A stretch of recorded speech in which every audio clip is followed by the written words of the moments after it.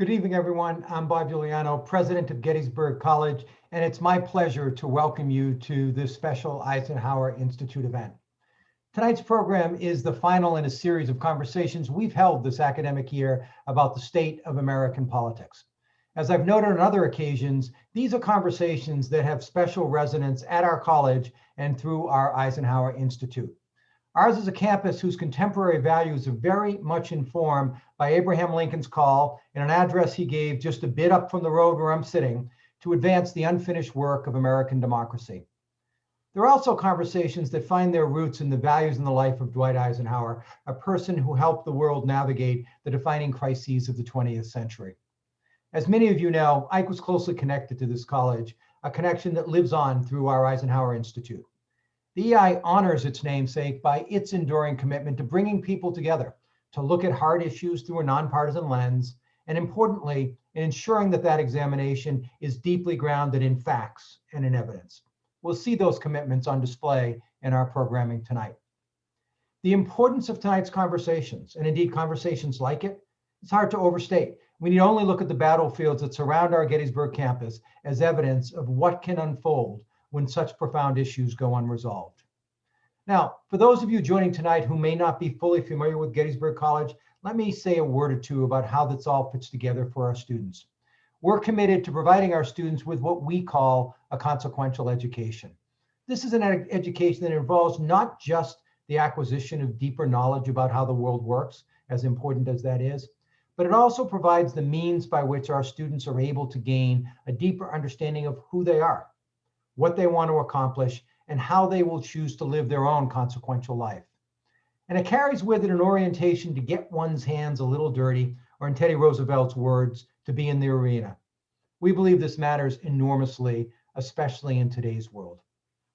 This evening, we're going to explore the first 100 plus days of President Biden's ambitious agenda, the continued ramifications of the Capitol riots and what they mean for the state of our democracy, and of course, the impact of today's hyper-partisanship in Washington and its reverberations across this nation, where the divides between us appear to be yet more and more pronounced.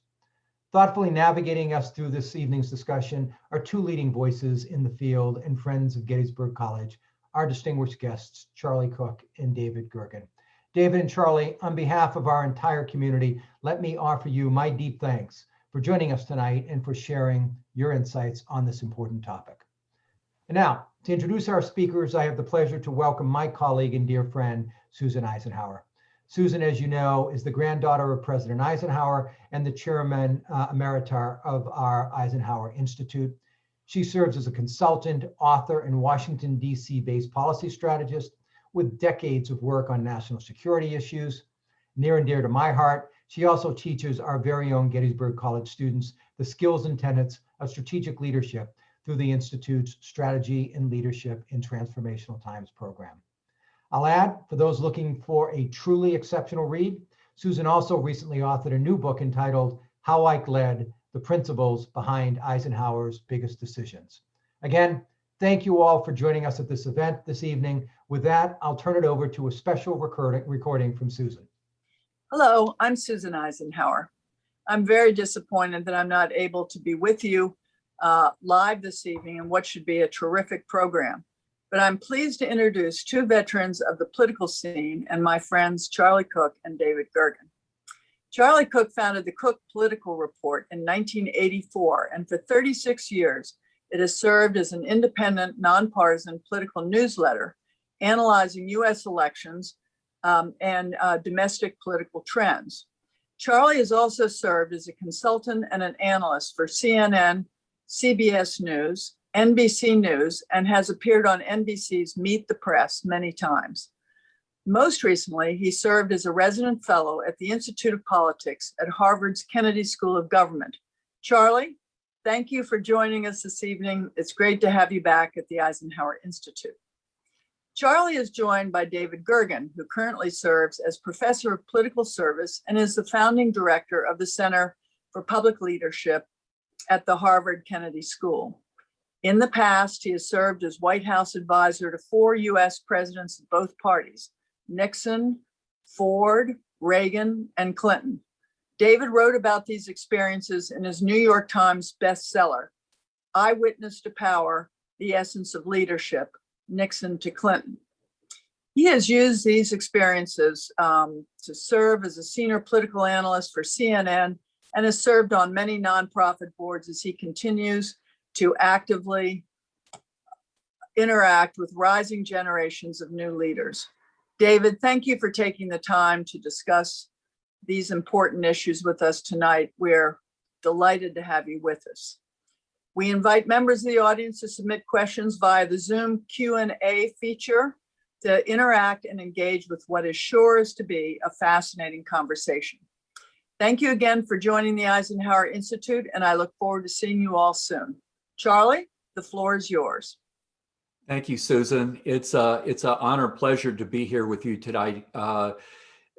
President Eisenhower, for younger people thinking of someone who left the presidency 60 years ago, you kind of wonder how relevant that is. But President Eisenhower loved to talk about the middle way, and in that way, a center course, and didn't like extremists and didn't like intolerance, and that he sort of showed a different direction that I think, frankly, is just as relevant or even more so today than back when he was president of the United States. But I'm looking forward to doing this evening with David. I haven't been around politics quite as long as David has, but I found that there are a lot of people with a great deal of experience. There are a lot of people with a great deal of experience and are very smart. Smaller number that are wise as well, and a much, much smaller number that are all those things, as well as being kind and generous particularly to people that are younger and junior. And David is just, you think of President Nixon, Ford, Reagan, Clinton, the fact that all four of these presidents found David's advice invaluable, that speaks volumes. I mean, because there's not a whole lot in common with those folks. So anyway, let me turn over to David, and then we'll come back for a conversation. So thank you. I am thrilled to be here to join all of you in this celebration and in this exploration about where our democracy is. I can't imagine any place more suited to that exploration of those conversations than Gettysburg. I've had the pleasure or the privilege of speaking there before. They awarded in a moment of weakness. They asked me to come and receive an honorary degree and give a commencement address, and it was a wonderful experience. I thought so highly of the college as I came away, and thought how fortunate you are to be able to study there. Those of you who are students, you're there. It's not, you are not just in the land of one president, but two presidents who are so distinguished by their service and who were so close to Gettysburg in their own way. Abraham Lincoln has shown the path, a light on a path for us for these many years since. And I think that we find ourselves in a country that has not been as divided and polarized since the days of Lincoln. When we need to understand that if you go too far, you can actually have conflict, and it's not impossible we could have our own conflict. I don't think it's going to happen, but I think almost anything is possible these days. And of course, President Eisenhower has been for me in life a role model for leadership. I just got Susan Eisenhower's book in the mail, How Ike Made Decisions. And if you look at it, looks like a terrific read, but go back and study Eisenhower if you can. He's a man who showed that restraint in office can also be very positive for a country. He held the country together extremely well in the 8 years he was president. Think about this. Over 8 years' time in the Gallup polls, President Eisenhower had on average over 8 years a 65% approval rating. 65%, that's amazing. Our last president couldn't hit 50%. And most of our recent presidents have been well below 50% most of the time. So the fact that Eisenhower could keep it up that high shows you that he was a man for all the people, that people respected him for who he was because he was a truth teller. We only know one major lie he made while he was president, and we've been talking about a predecessor who made thousands upon thousands of lies. So there's something very, very special about President Eisenhower. But we come now to a new day, a day which I think is going to be I'd like to kind of return to this in a while, but I do think that the brightness that I find in politics has a lot to do with you all who are millennials and Generation Z. I'd like to come back and talk about that because it's really central to where I believe we are as a people.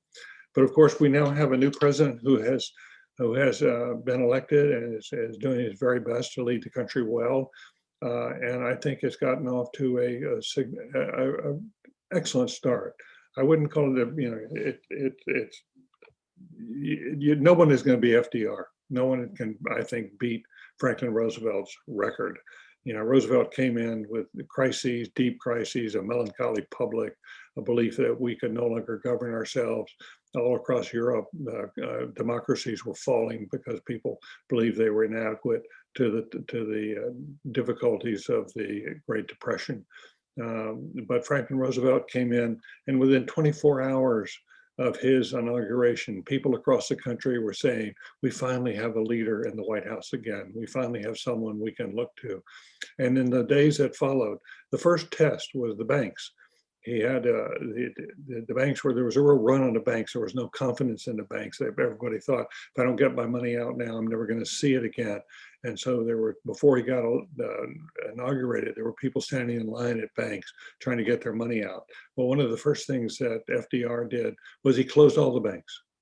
Closed all the banks, let the dust settle, let people's fears recede, gave a wonderful speech about, his inaugural address. The only thing we have to fear is fear itself. And he then gave what we call a fireside chat, his first one. It was on the banks. And he told people, the banks are safe now. We've got them in better shape. We've had a few days to work on this. We're going to reopen the banks. And everyone held their breath because they were worried that there would be new long lines outside the banks waiting to get their money out. And there were new long lines waiting outside the banks. They were waiting there because they had their money in their pockets and they wanted to put it back in the banks. FDR, within a week, had persuaded the country, this is something we must do, and they believed him and they believed in him. We have a hard time now getting people to believe in vaccines, but that was the same kind of problem that FDR had. But he convinced people through persuasion, and in the rapid way he took charge of the ship of state. Over the next 100 days, FDR and the Democrats, he had a large majority. The Democrats passed 15 major bills, 15 significant major bills. Nobody has ever touched that record since, but it saved us from the Great Depression going completely down the tubes, and it saved the country in significant ways. So ever since then, we've measured presidents by their first 100 days in office. We take that as a harbinger of how well they're going to do in office and how well it's going to wind up. And so if you look at this, President Biden now has got some significant legislation that's been passed. He has a lot coming, but look at the numbers. He's got over 60% approval rating. Charlie Cook is a much better witness to these kind of numbers than I am, but I'm anxious to hear more from him about where we are.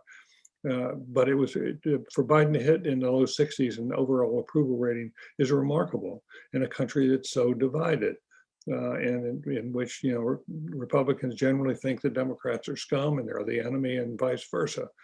So it's gotten off to a good start in that sense, and I think there are a couple of reasons for that, if I may say so. One is that he has organized one of the best, most professional teams I've seen in the White House over the last half century. It's really difficult for me to think of any president who had a better team and a more professional team than one President Biden has put into place. And I think that has made a major difference. One of the big traps in the first 100 days, one of the things that you have to worry about is making a big mistake. One of as Richard Neustadt, a historian of the presidency, used to argue, that presidents often make their worst mistakes in the first 100 days because they have the least time in office. They bring in a lot of rookies to run the government, and they make a big mistake. John F. Kennedy had his Bay of Pigs, which was a huge mistake, and he had it on the 87th day of his presidency. He wasn't ready yet. He did the best he could by what he had, but he trusted in the wrong people, and it gave him lousy advice, and we had a catastrophe on the shores of Cuba. that was called the Bay of Pigs, and a lot of people who had depended on us, Cubans, were arrested and paid a heavy price for that. And so there have been other times when President Clinton, I wouldn't have gone into the Clinton White House were he not stumbling in the first 100 days. He was not himself. And I went in, it was an honor to work for him. He was a friend. And by the way, he got out of the ditch, but it wasn't us. It was those of us on the staff didn't try to change Clinton.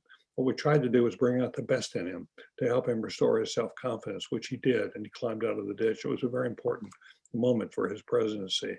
But Biden has a first-class team and he hasn't made any mistakes that are obvious. Now, one or two of his bills that he gets passed may come back and bite us. It may not result in what we're looking for. Maybe we'll have another, a new wave of viruses coming through. There are a lot of things could still go wrong unexpectedly, but overall, you have to say it's a very smooth start. The other issue that I would point to, the big reason why I think he is where he is in better shape, is that both he and in this case, and it was FDR, there are parallels between FDR and Joe Biden. In both cases, they had really horrible things happen to them early in life. Joe Biden had just gotten married. He was like 29, 30 years old. His young new bride and his baby daughter were both killed in an automobile wreck. And you can imagine how devastating that was. Joe Biden was on his way to being sworn in as a new senator, one of the youngest senators. And there his whole life fell apart for a while. He spent years putting it back together, working with his, he married Jill later on. It was a big plus for his life. But he still was, he felt that, he suffered for a long, long time. And then he lost his beloved son, Beau, who had been off in military, Afghanistan and Iraq, and he lost him to cancer at a very, very young age, brain cancer. And so he had another devastating blow. So in Franklin Roosevelt's case, as you well know, he was struck down with polio when he was 39 years old, and he was disabled from his waist down. And politics is all about the language of running. You run for office. He couldn't walk. He was disabled, so disabled he was disabled from his waist down, never could walk again for the rest of his life. And that was a devastating blow for him. We call those crucible moments. Crucible moments when things like that happen to people. They come out of the blue and they knock you down, they knock the hell out of you. And both FDR's case and in Biden's case, neither one was sure they could go on in politics. But they stayed at it. And what happens in crucibles is some people get hit by crucibles, they just crumple. They can't put it back together, they can't put their lives back together, and they don't work out very well. There's another group of people who have a lot of resilience, as we call it, who bounce back after about a year. They go through some tough times, but after about a year, they're about where they were before the crucible hit. There's a third group of people that's very special. They are really knocked down hard. They have to work for a long time to put themselves back together. They go through a lot of suffering, but they also, through their suffering, grow stronger inside. Psychologically, they grow stronger. And they, in most cases like that, they embrace a moral purpose in life. They find a meaning in life that they didn't have before. And we see that, we saw that with Franklin Roosevelt. He had been sort of a dandy before polio, but after that, he became a very serious man, and he really genuinely cared and had empathy for people who'd gone through heartbreaking experiences as he had. Same thing is true of Joe Biden. What distinguishes Joe Biden is how his inner strength. He's, on the outside, he doesn't look like that big muscular kind of guy we often associate with power, right? But he is insides of him. He has now he's got steel inside him, but he's also got a great deal of empathy. He understands suffering. He understands what it is to be poor. He understands what it is to be knocked down. And he sympathizes with that, and he connects with people. And that gives him an unusual amount of leverage in politics, and I think is one of the distinctions of his time as president, is to bring that kind of humanity back to the office. an office that was shaken over the last few years. But we have someone now who is reassuring, who understands the suffering that so many Americans are going through right now, and has got a steady hand on the ship of state. He's got a steady hand on the wheel. All of that makes him a formidable president. Now, how it will go, we'll have to wait and see. There will be more time, I know, to talk tonight about his predecessor. I'm going to leave it there. And I want to come back to eventually talk about you, the students, the younger group here. Those of you who are millennials and Generation Z, I want to come back and talk to you before this is over. But again, thank you for the invitation to come. I'm honored to be here with Charlie Cook. You have a wonderful new president. You hired him away from us at Harvard, but we'll forgive you for that because it's done so much good for your community. Okay, over to you, Charlie. Thank you both. Yes, I want to echo what David said about President Giuliano. What a great catch for Gettysburg. You know, to me, looking at the last, I think things changed about 30 years ago. It was in the mid to late 90s, where it seemed that the partisan edge, that things changed so much in terms of partisanship. And if you think about this 100-day mark, where at this point, President Eisenhower, as David said, we had a 74% approval rating. But what was interesting about that 74 is, yes, in his own party, he had 87% approval. Among independents, it was 72. But even among Democrats, the opposition party, President Eisenhower had a 64% approval rating at the 100-day mark. President Kennedy had a 63% approval rating among Republicans at this point. With President Nixon, he was at 45, President Ford at 46, Reagan at 46, George W. Bush at 42. But then things started changing a little bit. President Clinton was at had 25-point approval rating among Republicans. And then you go back to 31 with George W. Bush, 28 with Obama, but then with Trump, it was 9%. With Joe Biden, President Biden, it's only 11% approval rating among those in the opposition party. And what's happened, it seems, is that within a party, people seem to look at a president, a leader, and say, I can do, that a president of the other party can do no right and my leaders can do nothing wrong. So we have these astronomical levels of approval rating that we now see among people within their own party, presidents in their own party. And then nothing, 9, 11 points, something like that. And that's what's changed, is the honeymoon is gone, and the being willing to give a president of the other party some benefit of the doubt, as opposed to just saying there's nothing right that they could do. And just quickly, because we want to get this to be conversational, when I look back to 30 years or so ago, some of it was the ideological sorting, that we used to have conservative, moderate Democrats that were a ballast that kept the Democratic Party from, actually this side, going off into a ditch on the left, and liberal, moderate Republicans that kept the Republican Party from going off into a ditch on the right-hand side. But we started seeing these conservative, moderate Democrats, liberal, moderate Republicans in Congress. They died, they retired, they lost re-election, or they changed parties. But basically, so that now there's no overlap whatsoever, and there's no ballast. There's nothing to sort of moderate or temperate the tendencies, the ideological tendencies in the two parties. And I think that's a certain amount of it. And the second thing was just that the media structure. I mean, when I was growing up, you had 3 broadcast networks and their local affiliates, and 2 wire services and 3 news magazines. David was editor for a time at U.S. News, but everybody got their news from the same place, started off the same basic set of facts, and then they would just form their own opinions. But I think when you started seeing talk radio, the rise of talk radio and of ideological talk radio in the very late 80s, early 90s, then cable television news, and particularly the more ideological programming on there. Then you had the internet, where people could gravitate towards very, very ideological websites, and where information was cherry picked to reinforce a certain point of view.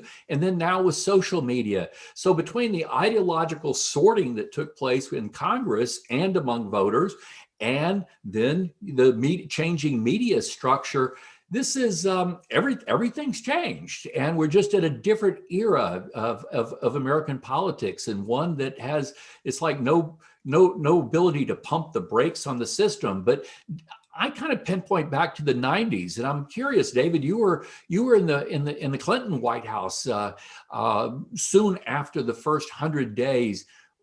You saw the edge come. I mean, is that what you saw, or what else? What did you see?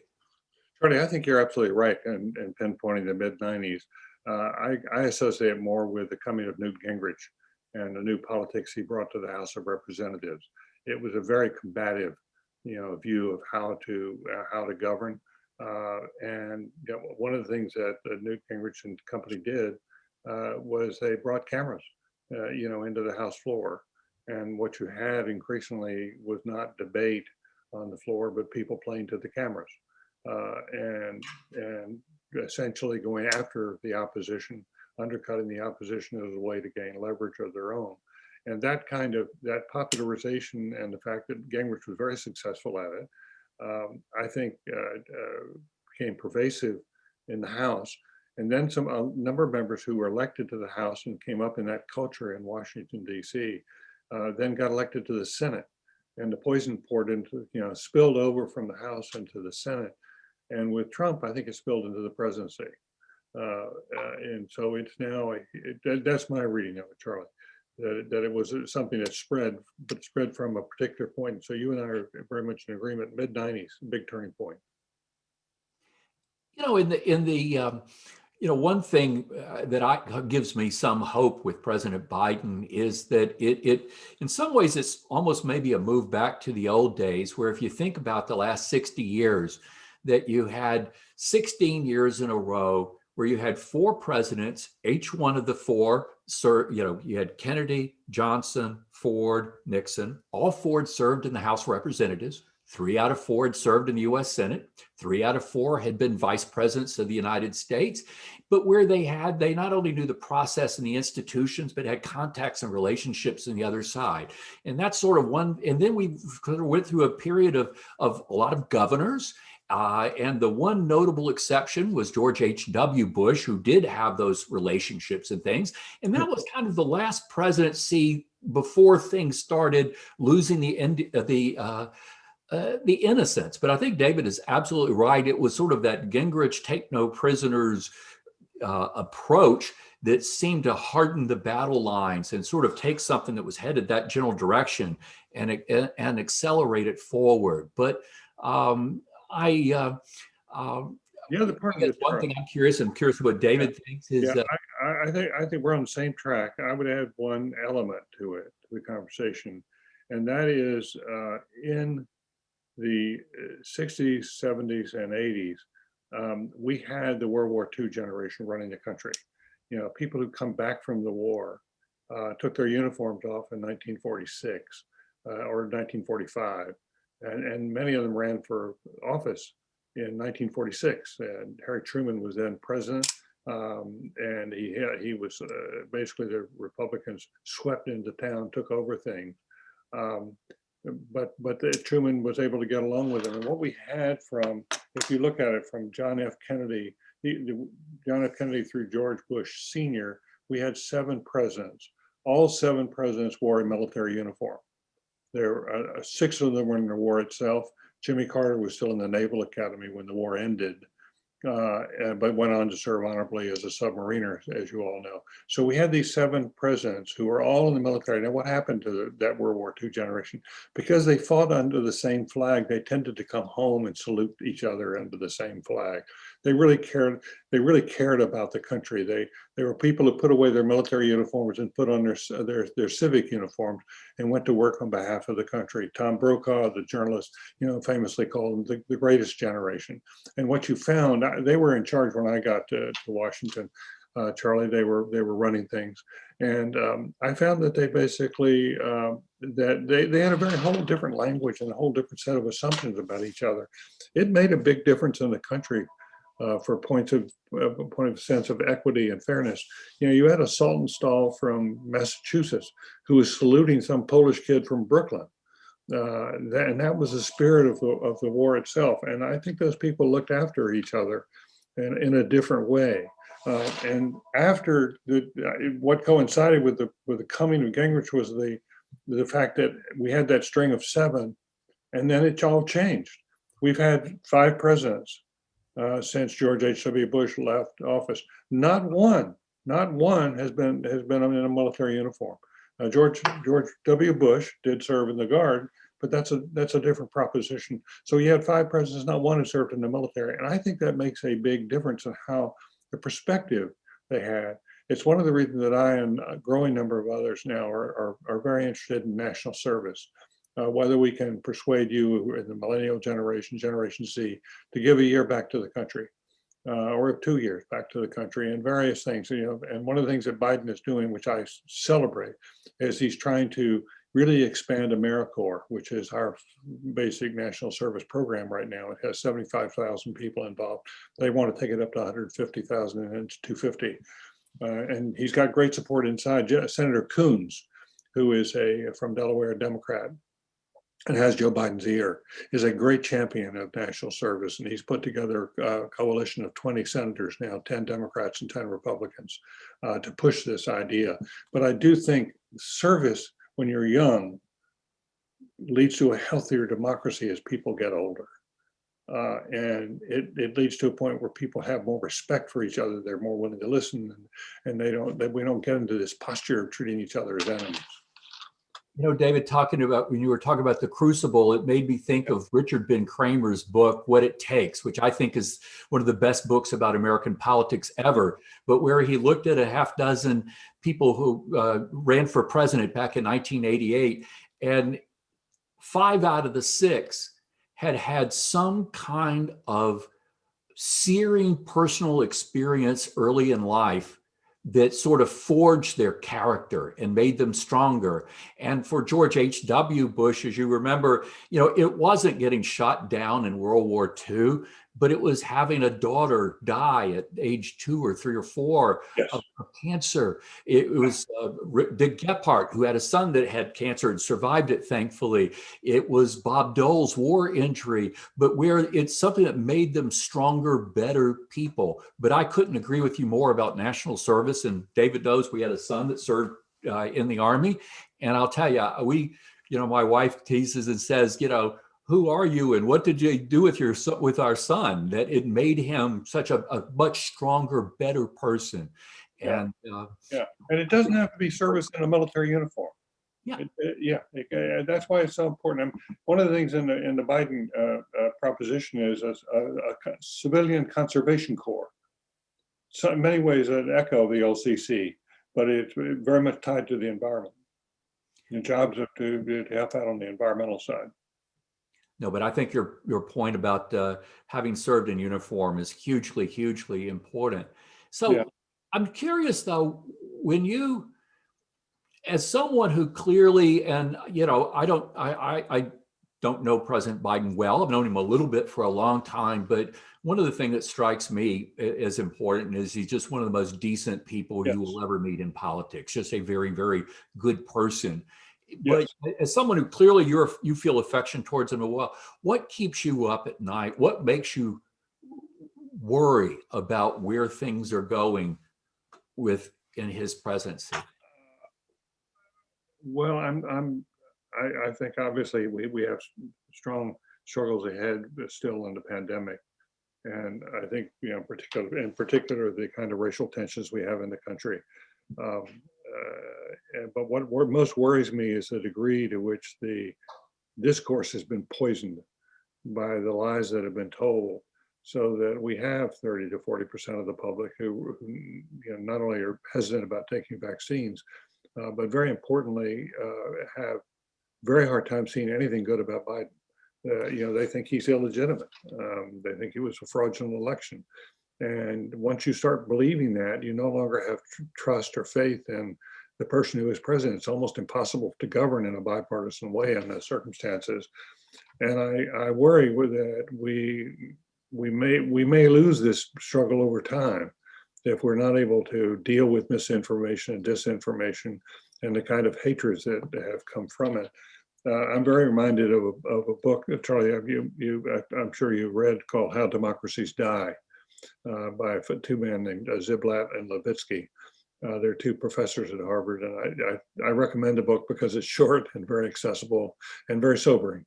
But they end with this proposition. They note the fact that no multi-ethnic society in which there's no majority of voters, no multi-ethnic society like that has ever survived as a democracy.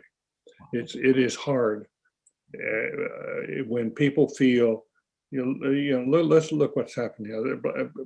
Black Lives Matter has really helped us understand so much of the resistance and why people of color are so angry and feel so forgotten. And yet at the same time, we have a white population, which is growing in numbers, who feel very marginalized as their dignity has been stripped from them. And they're angry, and their grievances, and they become these Trump voters. But importantly, they were in the midst of the mob that assaulted the Capitol. So you've got these two forces now on both sides of the aisle who are bitterly divided. And I think it's going to be a big test. Can Biden sat down today, I guess, or I think it was today, not tomorrow, when he's sitting down with the leadership of the Hill, which is one of the first times that's happened in a long time, unfortunately. Can they work together on these things? Can they find 5 or 6 items that they can agree on? There are going to be some fundamentals they won't agree on, but can we put ourselves back into a place where we trust each other, and people who are Black, people of color, people who are hillbilly country, they have faith that government is actually on their side.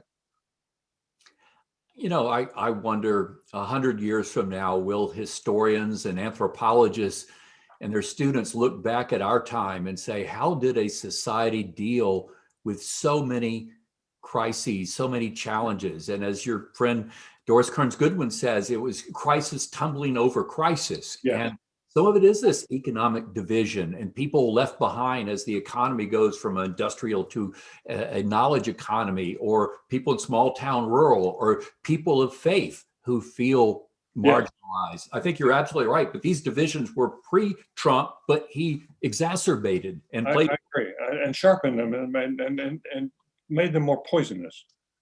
And it's how do you persuade people who think that Biden was fraudulently elected? How do you persuade them that that's not true? It's been difficult. Yeah, I wrote a column on this the other day where looked at some statistics, and the Heritage Foundation, they put together a database of election fraud cases over the last 40 years. Uh-huh. And it's infinitesimal. It covered, I think it was 2 billion people have voted just in federal elections during that 40-year period of time.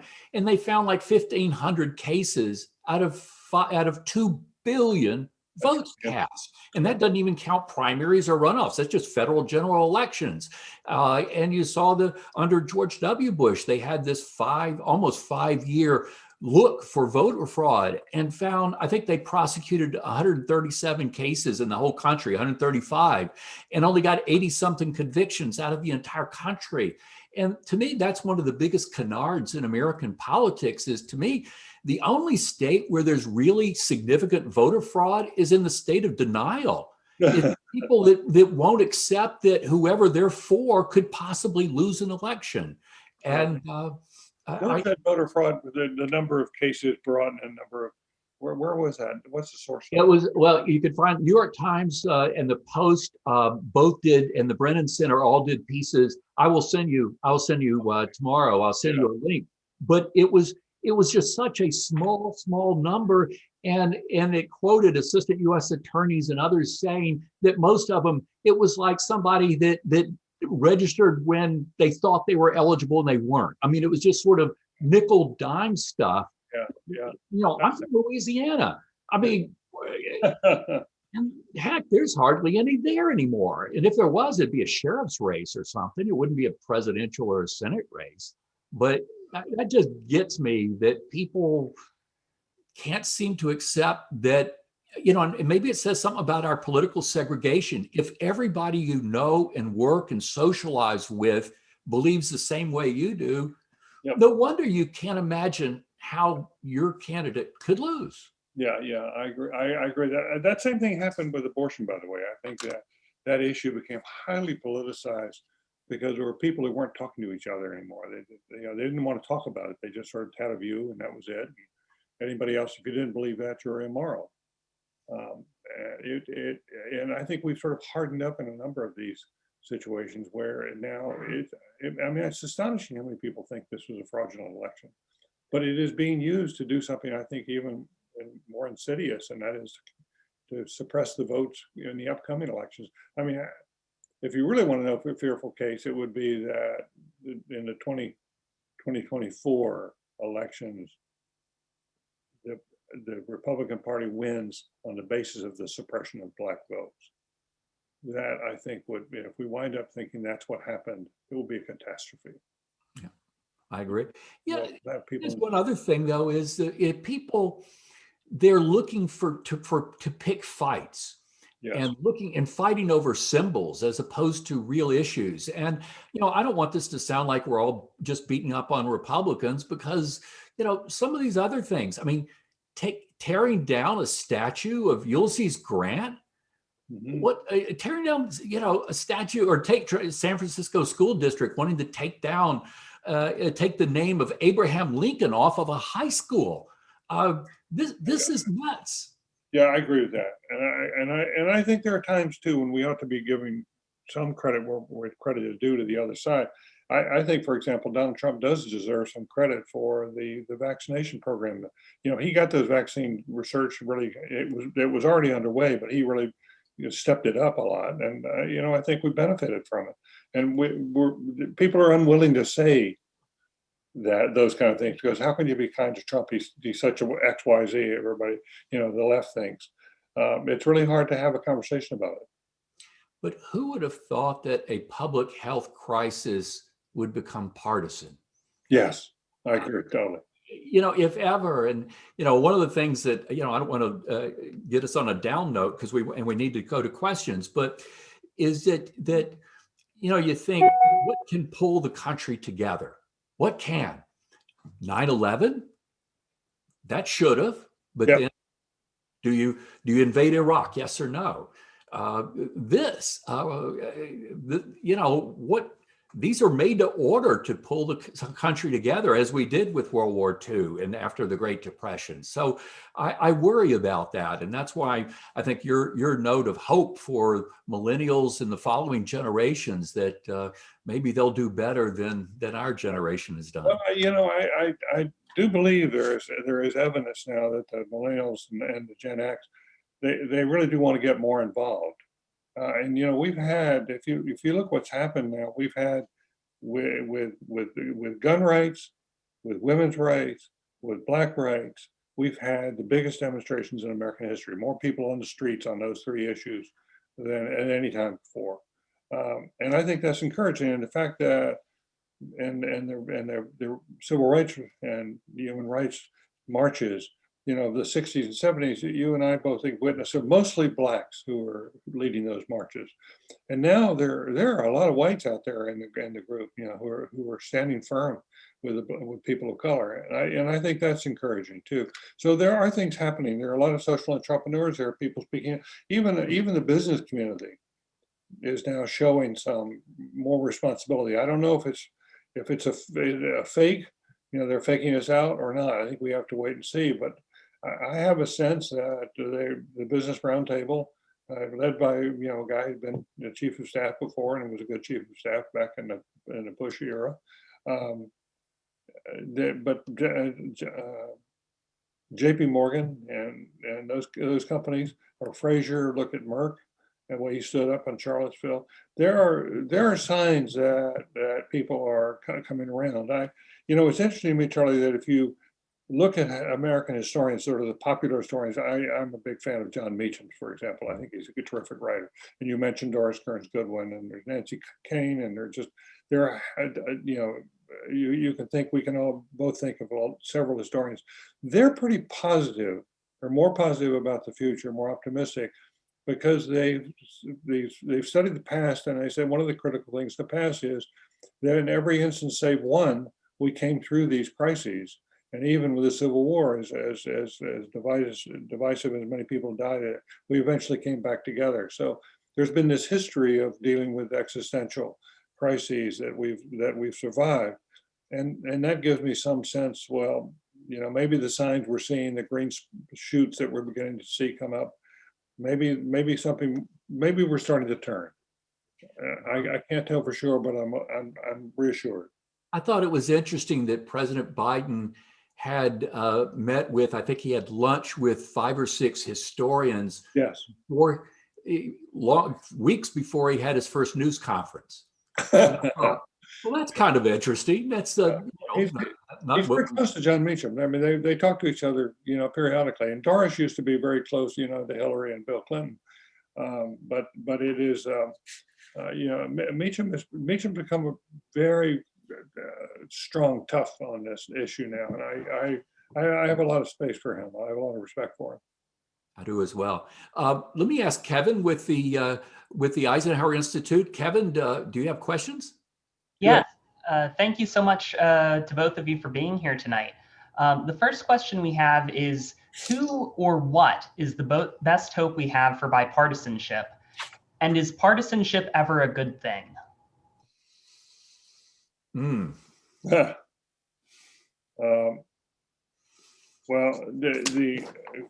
go ahead, Charlie.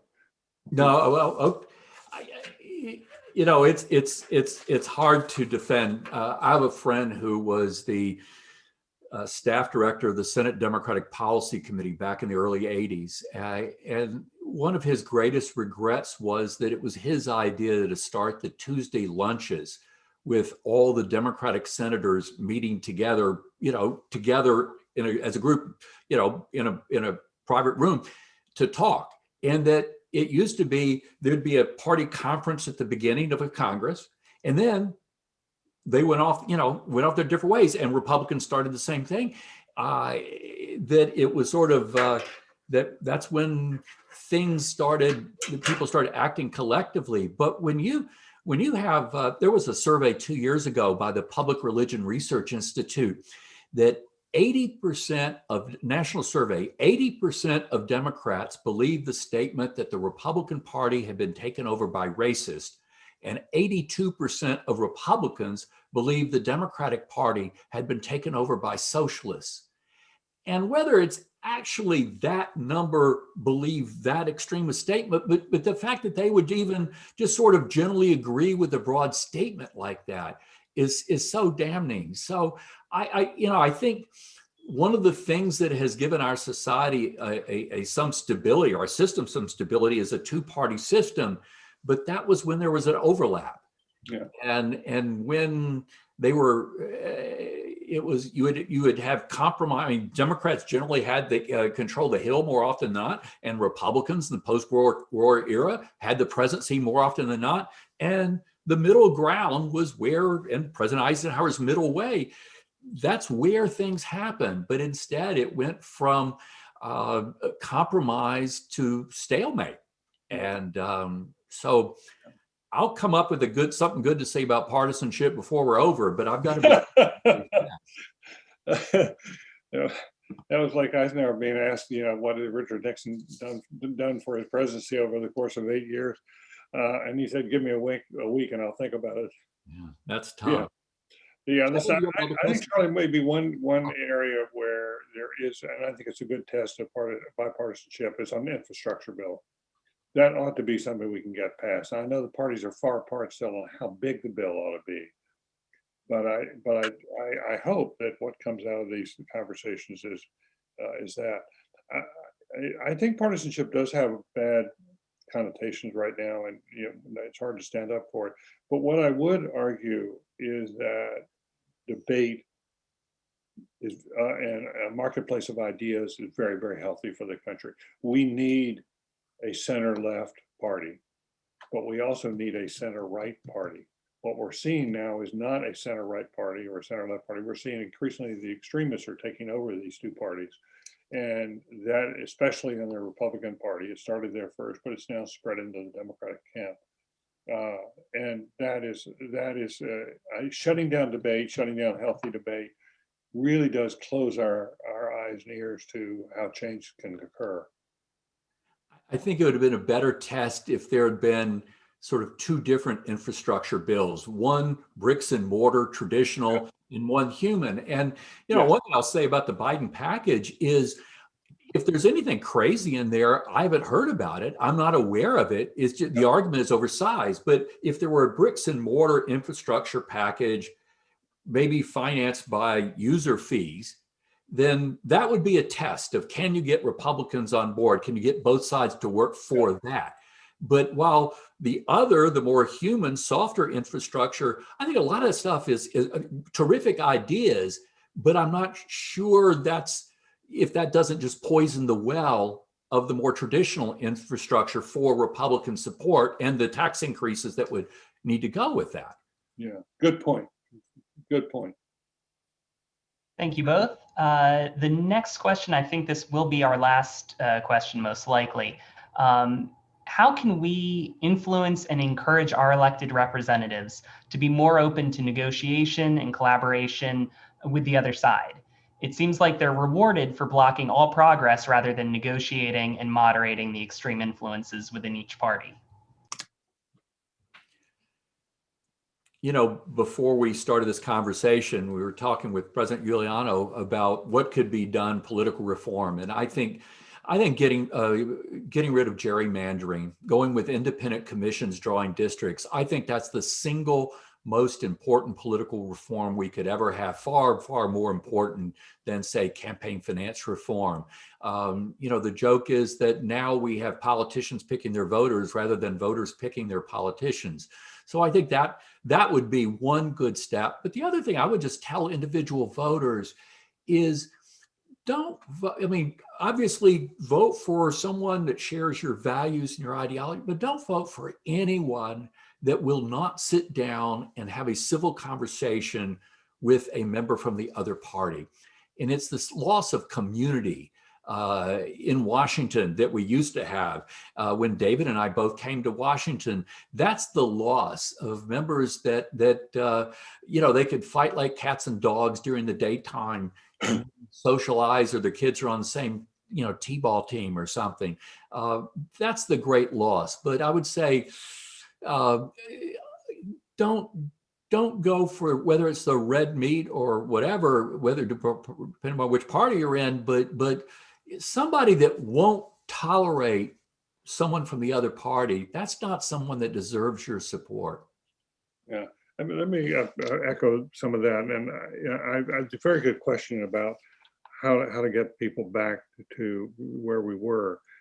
It's my very strong belief and growing belief that we have to restore the middle in American politics if we're going to succeed at this mission. And that means that it's really important. There are going to be candidates on the ballot in the upcoming election of 2022. There are going to be candidates on the ballot in 2024. These two elections are pivotal to our civic culture. And whether we given the choice between people who were telling us big lies versus people who were working perhaps sometimes futilely to work across the aisle, I think we those of you who are younger need to help those campaigns. Get involved with a couple of campaigns. Maybe find a couple of candidates you really admire because you think they're going to be for the country and not just for the party, and try and give them a hand. Go out and it's great to be involved in at least one or two campaigns when you're growing up. It's a good experience. You'll learn a lot, and it makes a difference. In addition to that, there are some candidates I would draw to your attention who are coming home now from Afghanistan and Iraq, and they're taking off their uniforms. And they remind me so much of the World War II generation. Many of them now want to get involved in our politics. I'm on the advisory committee of an organization. It's a PAC, a super PAC, called With Honor. With Honor, and the purpose is to identify, recruit, and help prepare returning military veterans to run for the House of Representatives. And we've raised a fair amount of money over the last couple of years. And the 2018 elections, the off-year elections, there were 20 veterans that we supported with Honor, supported both financially and in helping getting them trained and working on their campaigns. There are 20 who won office, 10 Democrats and 10 Republicans. And what each one of them had to do in order to get the support and join with Honor, they had to sign a pledge to work across the aisle, to meet with, to have dinners with, to have experiences with. And we're trying to hold their feet to the fire. It's been hard for some of these people because they're under enormous pressure, but they're both men and women now who are getting elected. And I would just urge you, look in your communities, go back home and see who's running, who is going to really help hold the country, and see who's going to divide the country, and then get involved and get engaged. You can make a real difference on this. You know, there's a group in the House, the Problem Solvers Caucus, the even numbers in both parties that and they deliberately keep it exactly balanced of members that are of the mentality, the temperament to work across party lines. But you know, one thing I was thinking, and I know we're running short of time. I have a friend, Dave Marsden, who is a state senator from in Virginia, Northern Virginia. And he pointed out to me one time, he said, look at the last line of the Pledge of Allegiance, with liberty and justice for all. And the thing is, we all believe in liberty and we all believe in justice. But when you think about the two parties where Republicans, they put a greater emphasis on the liberty side and freedom, self-reliance, you know, the opportunity to go as far as your talents will take them. And then you look at the Democratic side, it's justice, it's about fairness, it's about leveling the playing field. And the thing is, there are underlying value structures that are baked in within the parties that explain why parties are behaving the way they do. But you know, even going back to our founders, Joseph Ellis, the historian, wrote about us versus them and the challenge for Biden. That, I mean, when you go back, you'll see some were afraid of the central government and others saw a necessity of the central government. And, you know, you had Madison and George Mason, these people, they were on different sides. Jefferson, Alexander Hamilton, these people are on different sides. And so some of these struggles are not new. But it doesn't mean they can't be civil, and it doesn't mean they can't work together. Well said. But, well, Kevin, are we out of time? Can we squeeze one more in or not? Sure. I think, you know, just continuing in that vein, what's the thing that gives you each the most hope about where our country is headed, given all the challenges that have been identified this evening? Well, I think David already did his with watching the men and women coming back from having served our country, and the sense of, you know, there's nothing more democratic, small d democratic, than military service, with people from every corner of the country and every part of society, you know, forced to live together and forced to kind of understand and get to know each other. And I think David's suggestion about doing that on the civilian side as well. I mean, have some kind of national service that maybe you could get a couple of years of college out of it, and that you could pull together. I mean, I think one reason why Israel is a strong society is that there is a universal service. In their case, it's military. That's probably might not be right for us. And I'm not sure our generals and admirals want anyone in uniform that doesn't want to be there. But serving the country in some way, just so hugely, hugely important. But I don't know if you folks have gotten anything out of it, but I'd love this. And anytime there are only a handful of people that I have Google alerts where every time David Gergen's name is quoted, where he's quoted anywhere, it pops up in my alerts. And that's just the esteem that I've always had for David. And, you know, I want to thank the Eisenhower Institute and Gettysburg College for putting this all together. You know, this is a great, great, great contribution to all of us. Well, all of you can see why Charlie Cook is so revered and respected in the political community. He's someone who tells the truth. He doesn't flinch, whatever it is, and he really cares about the country. And it makes a major difference. And, you know, I just can't tell you how proud he's been of his son, for, you know, serving in military uniform. You know, he and I have talked about this in the past. I hope your son is doing well, Charlie. Is he? He's an aspiring football coach. But, oh, good for him. yes, in Pennsylvania, in fact. So, but anyway, well, thank you very much, David, and thank you, Eisenhower Institute. And I hope we can do this again sometime, and we could have Susan with us and do it on camera. Good idea.